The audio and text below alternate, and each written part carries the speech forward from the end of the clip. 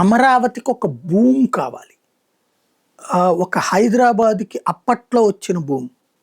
అలాగే ఆంధ్రప్రదేశ్‌లో 2000 సంవత్సరంలో ఇది కేసీఆర్ పార్టీ పెట్టిన సందర్భంలో వచ్చిన భూమి. 2004లో పెరిగిన భూమి. 2009లో పెరిగిన భూమి. అంటే విజయవాడ, గుంటూరు మధ్యన. అలాంటి ఒక భూమి రియల్ ఎస్టేట్‌కి కావాల్సి. మిగతాది ఉద్యోగాలు ఇవన్నీ ఆకాశం నుంచి అట్లా ఊడిపడవు. దశల వారీగా జరుగుతాయి.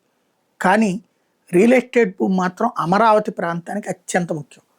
అప్పట్లో 10 లక్షలు ఉండే భూమి 40 లక్షలకి చేరింది. ₹1,00,00,000 చేరింది. 2 కోట్ల నుంచి 4 కోట్ల దాకా పలికింది. ఇప్పుడు 4 కోట్ల భూమి 2 కోట్లకి తగ్గింది. అంటే జగన్ టైంలో 40 లక్షలకు పడిపోయేది. ఇప్పుడు 2 కోట్లు చెప్తున్నారు. కానీ అందరూ అమ్మేవాళ్లే. ఆ రేంజ్లో కొనేవాళ్ళు కరువు అవుతున్నారు.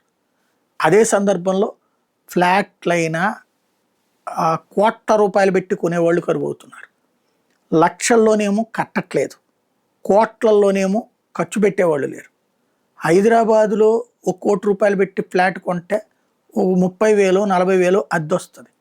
అదే అమరావతి ప్రాంతంలో ₹1,00,00,000 పెట్టి ఫ్లాట్ కొంటే 10,000కి 15,000కి మించి అద్దె కట్టగలిగిన స్తోమత ఎవరికి ఉంది అన్నటువంటిది ఒక సమస్య. అది ఒక పెద్ద ప్రమాదంగా మారుతోంది.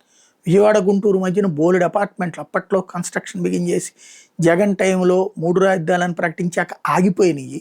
ఆ తర్వాత మళ్ళీ ఇప్పుడు కన్స్ట్రక్షన్ పూర్తయిన సమస్య అంతంత పెట్టి కొనేటటువంటి వాళ్ళు కరువయ్యారు. ఇంకోటి ఇప్పుడు ఇది హైవే మీద అయిపోయింది. అమరావతి ఏమో ఆ లోపల 29 కిలోమీటర్లు 24 కిలోమీటర్లు ఉంటుంది. కాబట్టి ఇది ఒక సమస్యగా మారింది. స్థిరపడాలంటే ఇక్కడ స్థిరపడాలా, అమరావతిలో స్థిరపడాలి. అమరావతిలో స్థిరపడితేనే భవిష్యత్తులో కోట్ల రూపాయలు ఒలుగుతుంది హైటెక్ సిటీ టైప్లో అనేది ఒక భావన. అట్లాంటి వాళ్ళు అక్కడ ఒకే మనిషి దగ్గర 10 కోట్లు ఉంటే అమరావతిలో కొంత కొందాం, విజయవాడ, గుంటూరు మధ్య కొంత కొందాం అనుకుంటారు. కానీ ఒక ₹50 లక్షల పెట్టి కొనాలనుకున్న వ్యక్తికి అసలు అక్కడ ప్లేసే లేదు. అమరావతిలో వెంచర్లు వేయడానికి లేదు. ఎందుకంటే ప్రభుత్వ భూమి, లేకపోతే ఇప్పుడు ఈ భూములు ఇచ్చినటువంటి 29,000 ఎకరాలు ఇచ్చినటువంటి వాళ్ళకి తలా ఇచ్చిన 1000 గజాలు 200 గజాలు అట్లాంటివి ఉంటాయి. అక్కడ వెంచర్లు వేయడానికి లేదు. అది వాళ్ళకి 250 గజాలదా 500 గజాలు ఇట్లా బిట్లు ఇచ్చారు. అది అంతే కొంటే అంతే రేంజ్లో ఉన్నారు. అంత రేంజ్కి 50 లక్షలకి ఎక్కడ వస్తుంది?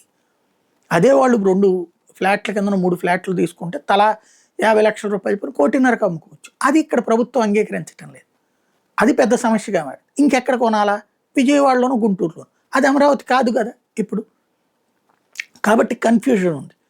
అమరావతికి ఒక భూమి రావాలంటే నిజమైన బాధ్యతాయుతమైనటువంటి ప్రజల కోణంలో నుంచి ఆలోచించడం ప్రారంభించాలి.